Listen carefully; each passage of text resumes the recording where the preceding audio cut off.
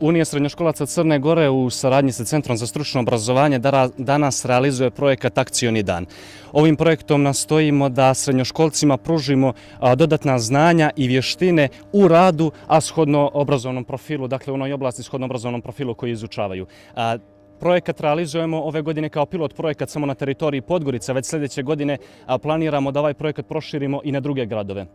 Danas će u Podgorici usluge rada za 47 poslodavaca pružati 234 srednjoškolca.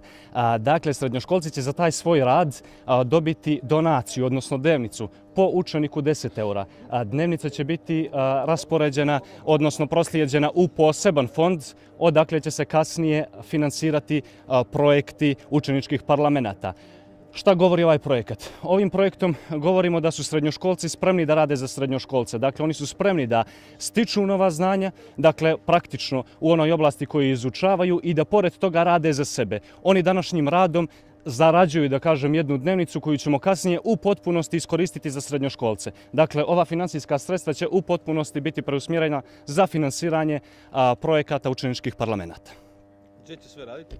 Radit će kod 47 poslodavaca. Ja se izvinjavam što neću moći svakog da pobrojim. Dakle, imamo velike kompanije kao što su CEDIS, imamo AD13 Jul, Plantaže, Crnogorski elektroprenosni sistem, a zatim imamo državne institucije, Ministarstvo prosvjete, Centar za stručno obrazovanje, Zavod za metrologiju.